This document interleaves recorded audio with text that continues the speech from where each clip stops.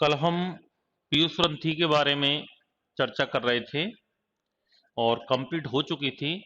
Second number पर लिखना है थायराइड ग्रंथि।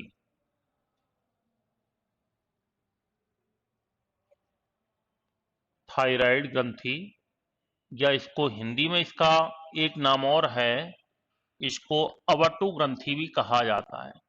अवटु ग्रंथि, थायराइड ग्रंथि या अवटु ग्रंथि। थायराइड ग्रंथि की यदि स्थिति की बात करें हम कि थायराइड ग्रंथि कहां पर स्थित होती है, तो ये पाई जाती है श्वास नली के अधर तल पर। जो हमारी ट्रैकिया होती है उस ट्रैकिया के अधर तल पर होती है, या हम कह सकते हैं ये हमारे गले में होती है, थ्रोट में होती है। ये गले में हमारी जो श्वास नली होती है, ये हमारी श्वास नली है, तो इसकी जस्ट बैक में होती है, इस प्रकार से पीछे की तरफ होती है।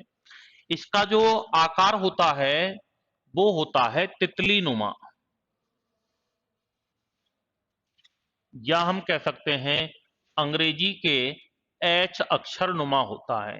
तितली नुमा या अंग्रेजी के एच अक्षर नुमा होता है। ये लगभग एच जैसा बनता है, तो आकार हो जाएगा इसका तितली नुमा या अंग्रेजी के एच अक्षर के समान।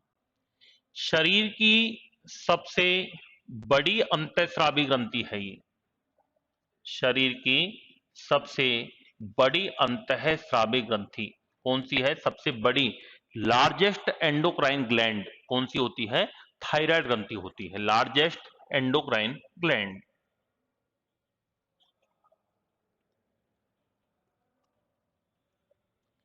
इसके वजन की यदि हम बात करें तो इसका वजन होता है लगभग 25 से 30 ग्राम। कितना होता है? 25 से 30 ग्राम इसका वजन होता है। थायराइड ग्रंथि से जो हार्मोन स्त्रवित होता है उस हार्मोन का नाम है थायरोक्सिन हार्मोन। क्या नाम है? थायरोक्सिन हार्मोन इसका नाम है। ये जो हार्मोन है इसका निर्माण टायरोसिन नामक एमिनो अम्ल से होता है। प्रश्न बनता है कि कौन से हार्मोन का निर्माण टायरोसिन से होता है, तो थायरोक्सिन हार्मोन का होता है। इसका जो निर्माण होता है वो होता है टायरोसिन अमाइनो एसिड से होता है इसका निर्माण। थायरोक्सिन हार्मोन जो है इसके काम क्या है? भोजन में उपस्थित, हम जो भोजन लेते हैं उसमें कार्बोहाइड्रेट होता है, प्रोटीन होती है, फैट होती है, आदि से संबंधित उपापचयी क्रियाओं पर नियंत्रण करता है। क्या काम करता है? कार्बोहाइड्रेट, प्रोटीन, वसा आदि से संबंधित जो मेटाबॉलिक एक्टिविटीज होती हैं, उपापचयी क्रियाएं होती हैं। उपापचय का मतलब होता है मेटाबॉलिक एक्टिविटीज। उपापचयी क्रियाओं पर नियंत्रण का कार्य करती है, इसलिए इसको क्या कहते हैं? अंतःस्रावी ग्रंथियों का पेसमेकर कहा जाता है। इस हार्मोन को क्या कहा जाता है? अंतःस्रावी ग्रंथियों का पेसमेकर किस हार्मोन को कहा जाता है? थायरोक्सिन हार्मोन को कहते हैं। इसको कहते हैं थायरोक्सिन हार्मोन को। और क्या काम करता है ये हमारी हृदय धड़कन का नियंत्रण करता है। हमारी हार्ट बीट को कंट्रोल करने का काम कौन करता है? थायरोक्सिन हार्मोन करता है। वैसे मुख्यतया हार्टबीट को कंट्रोल करने का काम पेसमेकर का होता है, जो हमारे हार्ट में होता है। इन हार्मोन्स के रूप में यदि प्रश्न आए तो एक तो होता है थायरोक्सिन हार्मोन और एक होता है एड्रिनलिन हार्मोन। ये दो हार्मोन ऐसे हैं जो हमारी हार्ट बीट को कंट्रोल करते हैं। और तीसरा क्या काम करता है ये कायांतरण को प्रेरित करता है। किसको प्रेरित करता है? कायांतरण को प्रेरित। कायांतरण का मतलब होता है मेटामॉर्फोजेनेसिस।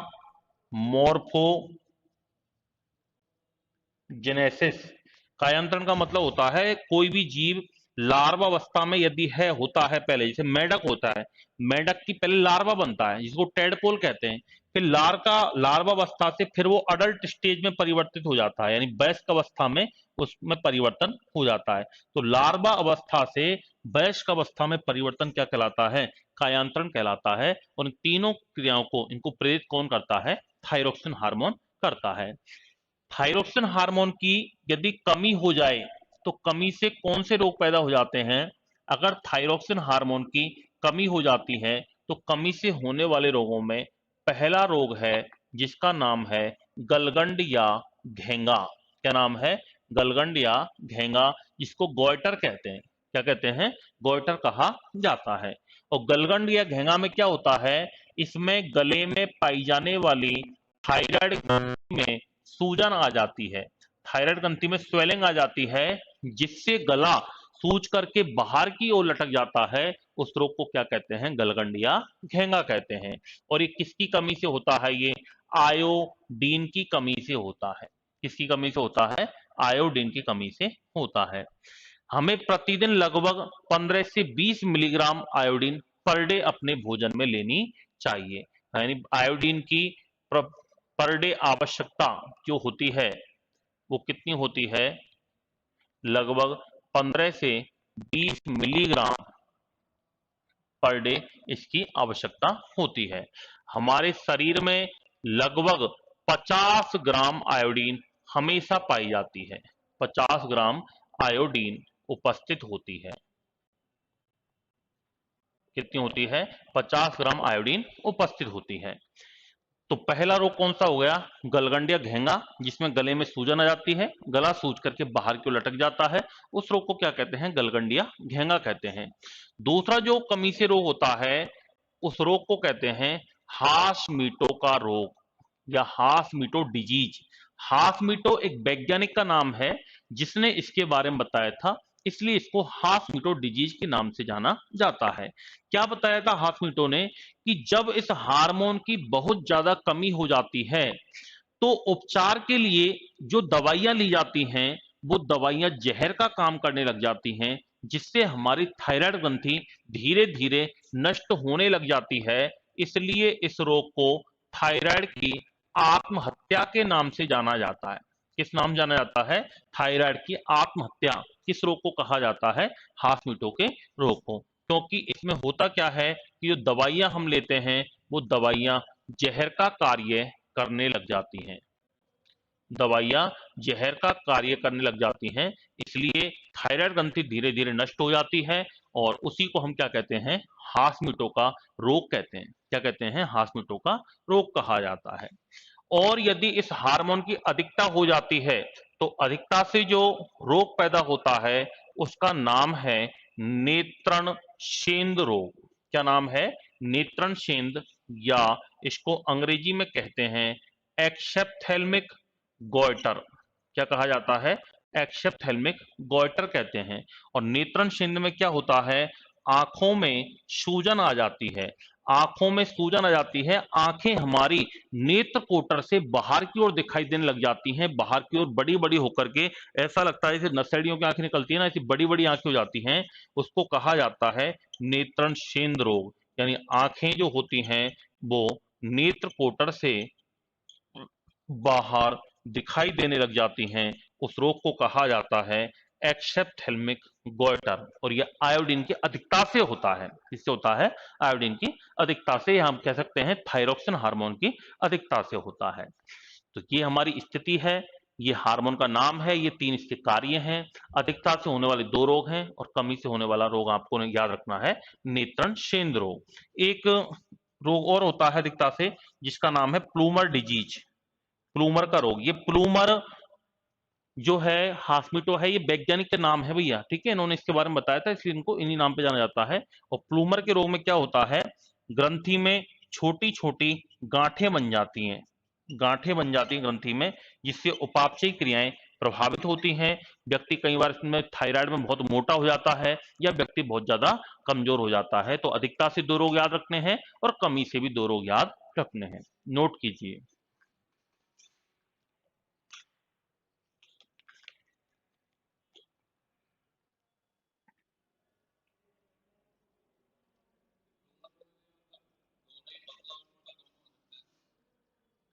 थायराइड में कुछ भी हो सकता है, या तो आदमी बिल्कुल पतला होता जाता है या फिर मोटापा बढ़ता जाता है।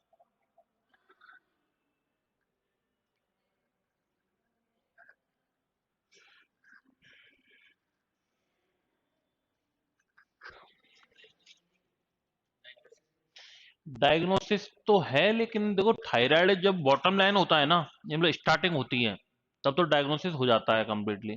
थोड़ा बढ़ जाता है ना उसके बाद फिर दवाई बहुत लंबी चलती है। ऐसा नहीं है कि एक महीने दवाई फिर मिटती नहीं है वो। ऐसा नहीं है कि एक बार दवाई ले ली एक महीने और खत्म हो जाए। लेते रहो। फिर ये जैसे कुछ बीमारियां हैं, जैसे थायराइड है, बीपी है, शुगर है, ये ऐसी बीमारियां हैं कि इनकी कोई डायग्नोसिस नहीं है।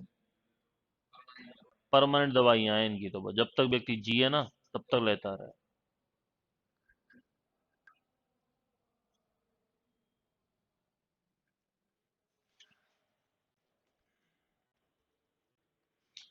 सेकंड ग्लैंड हो चुकी है जिसका नाम है थायराइड ग्रंथि। तितलीनुमा इसका आकार होता है। शरीर की सबसे बड़ी अंतःस्रावी ग्रंथि है। हार्मोन थायरोक्सिन निकलता है। हार्टबीट को कंट्रोल करता है। मेटामॉर्फोजेनेसिस को कंट्रोल करता है। और मेटाबॉलिक एक्टिविटीज को कंट्रोल करता है। पहला रोग गलगंड या घेंगा, गले में सूजन आ जाती है। हास्पिटो का रोग, इसको थायराइड की आत्महत्या कहते हैं। अधिकता से नेत्रन क्षेत्र होता है, आंखों में स्वेलिंग आ जाती है। और प्लूमर के रोग में छोटी छोटी गांठें बन जाती हैं। थर्ड नंबर की ग्रंथि है पैराथायराइड ग्रंथि। पैराथायराइड ग्रंथि।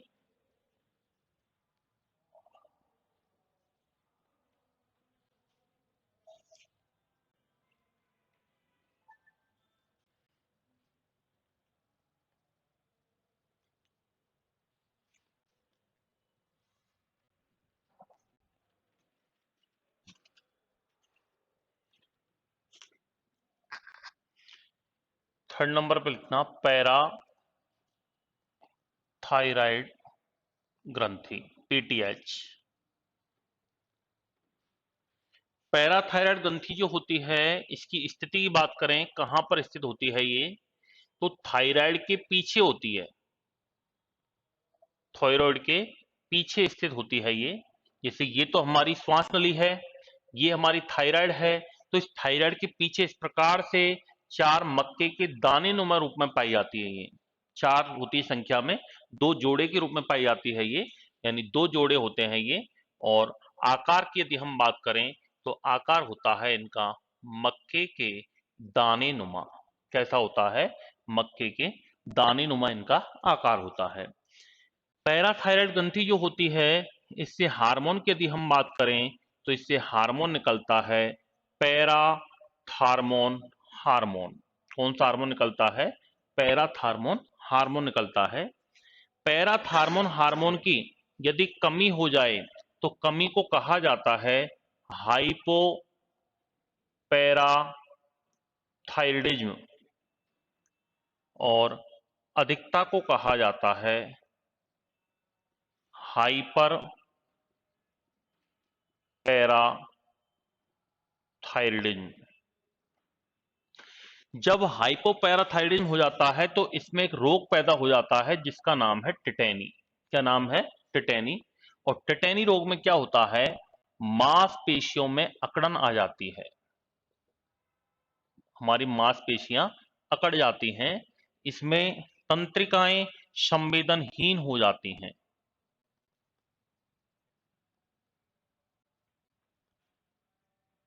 मांसपेशियां सिकुड़ जाती हैं, तंत्रिकाएं संवेदनहीन हो जाती हैं, शून्य जिसको कहते हैं ना, शून्य पड़ गया ऐसा। इसे कार्डोपीडल स्पान भी कहा जाता है। कई बार बांटे आ जाते हैं ना हमारे पैर में, हाथ में, बिल्कुल स्प्रैन हो जाता है बहुत ज्यादा, जैसे जहां हो गया वहीं पे रखा रह जाता है, दर्द होता है बहुत ज्यादा हाथ में, अकड़न आ जाती है। तो इसको कार्डोपीडल स्पाज्म कहा जाता है। क्या कहा जाता है? कार्डोपीडल स्पाज्म कहते हैं। और एक इसमें एक रोग होता है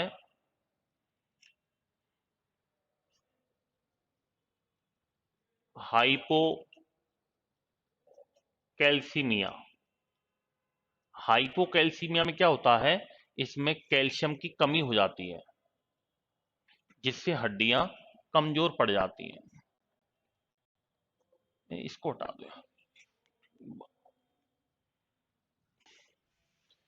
केवल एक ये टिटेन याद रखना है। दूसरा हाइपर थायरिडिज्म याद रखना है। अधिकता से रोग हो जाता है जिसको कहते हैं अस्थि छिद्रता, या कहा जाता है ऑस्टियोपोरोसिस। ऑस्टियोपोरोसिस। ऑस्टियो यानी हड्डी, पोर यानी छिद्र।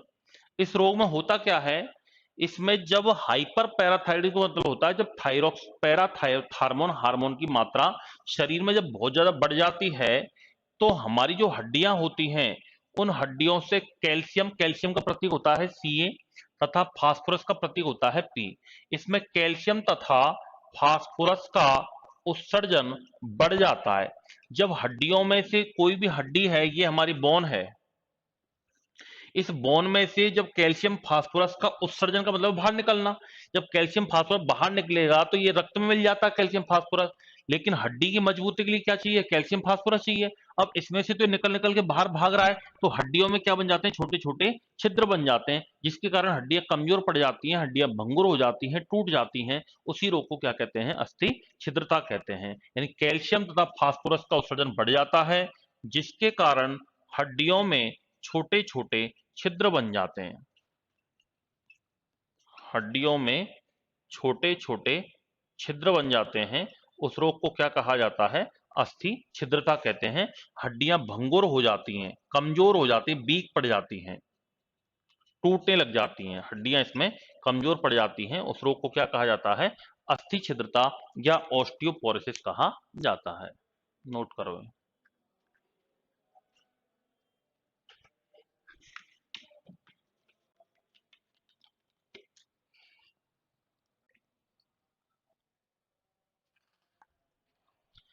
थाइमस ग्रंथि कहाँ होती है, बक्ष भाग में, हार्ट के पास में होती है। प्रतिरक्षा ग्रंथि कहते हैं इसको, शरीर को प्रतिरक्षा प्रदान करती है ये। बाल्यावस्था वयस्क अवस्था में पूर्णतः सक्रिय होती है।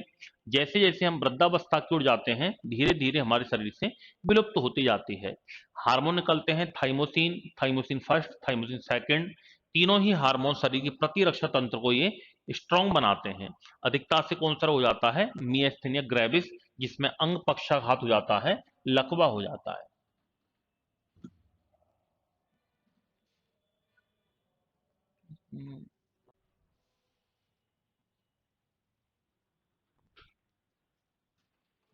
नेक्स्ट ग्रंथि है एड्रिनल ग्रंथि।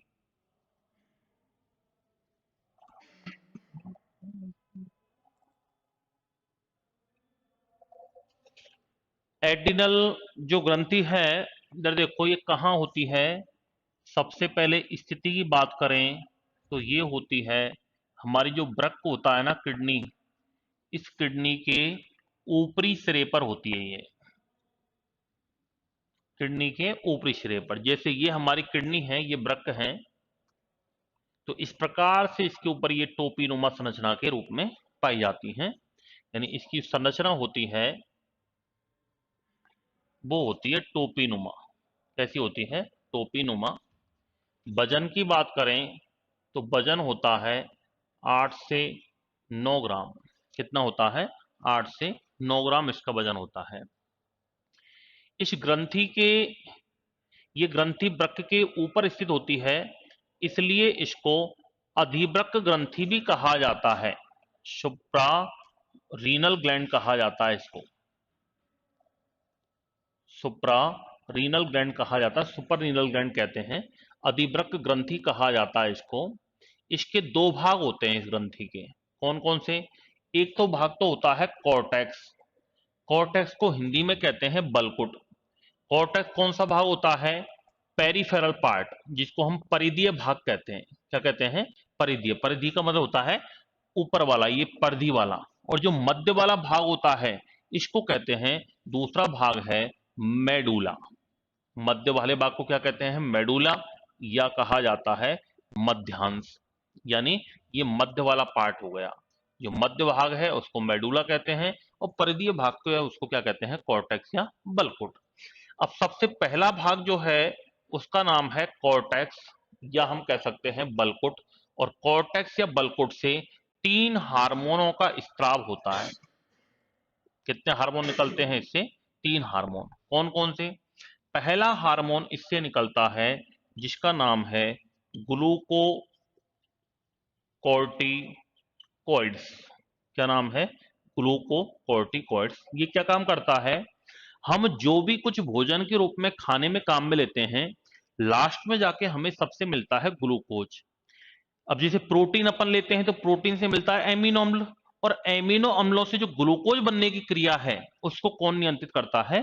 ग्लूकोकॉर्टिकॉइड्स। तो हम इसमें लिख सकते हैं कि अमाइनो एसिड जो होते हैं, एमिनो अम्ल जो होते हैं, इनसे ग्लूकोज निर्माण की जो क्रिया होती है उसको प्रेरित करता है। ये ग्लूकोज निर्माण की क्रिया को क्या करता है? प्रेरित करता है।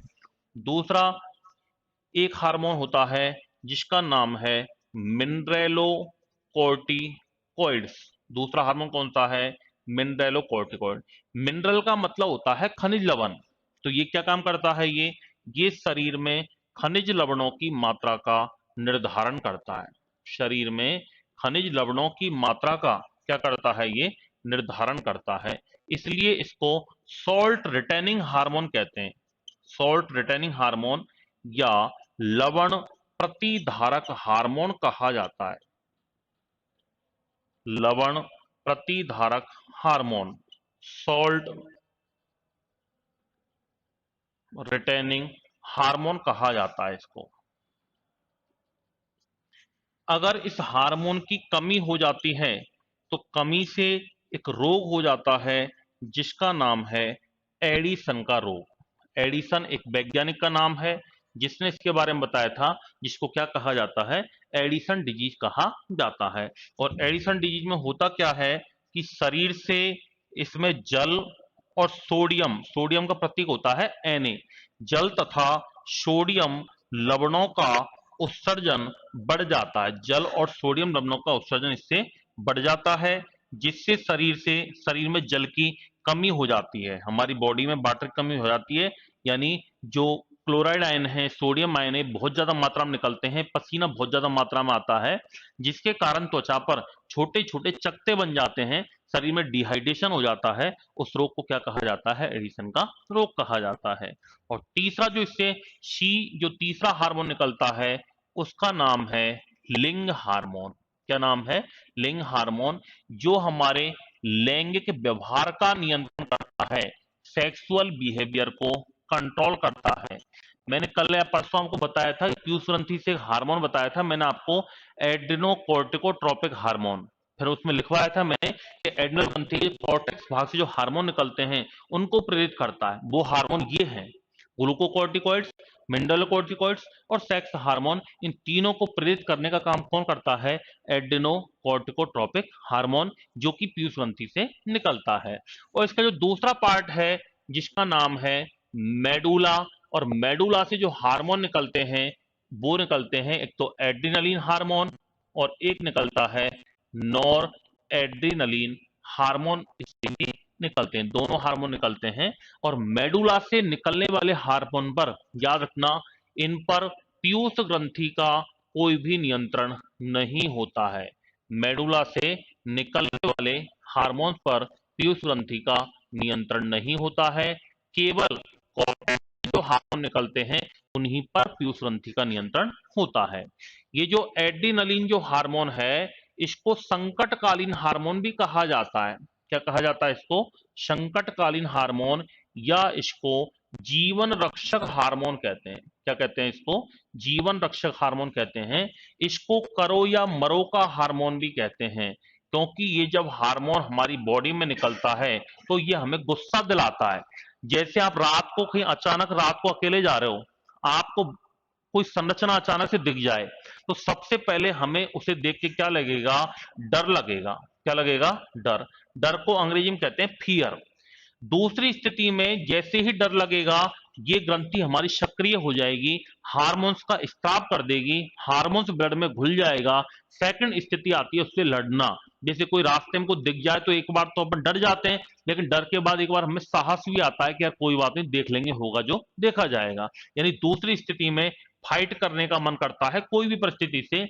लेकिन जब परिस्थिति भारी है, आपने तो एक कदम आगे बढ़ाया, जैसी परिस्थिति और भारी हो गई, कुछ और आपको अचानक से नजारा आ जाए, कुछ और आवाजें आने लग जाएं, तो तीसरी स्थिति में आपको वहां से क्या करना पड़ेगा? उड़ना पड़ेगा, जिसको फ्लाइट कहते हैं। इसमें तीन स्थिति आती है, फियर, फाइट, फ्लाइट। इसलिए इस हार्मोन को 3F हार्मोन के नाम से भी जाना जाता है। तो 3F हार्मोन, करो या मरो का हार्मोन, जीवन रक्षक हार्मोन, संकटकालीन हार्मोन या लडो या ओडो का हार्मोन भी किसको कहा जाता है? एड्रिनलिन हार्मोन को कहते हैं। या तो आपको लड़ाएगा या फिर वहां से भगाने में भी मदद करता है। तो ऑटोमेटिक पैर काम करते हैं व्यक्ति के, तब ये हार्मोन निकलता है। जब महिलाओं में इसकी अधिकता से एक रोग हो जाता है, महिलाओं में इस हार्मोन की अधिकता से एक रोग हो जाता है, अधिकता से होने वाला जो रोग है उसका नाम है एड्रिनल विरलिज्म। क्या नाम है? एड्रिनल विरलिज्म। और एड्रिनल विरलिज्म में क्या होता है?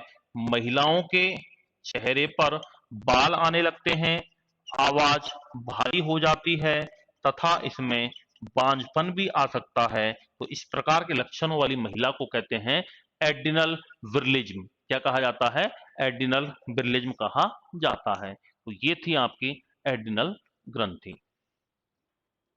दो पार्ट हैं इसके, कॉर्टेक्स और मेडुला। नोट कर लो, बाकी चर्चा फिर कल करेंगे।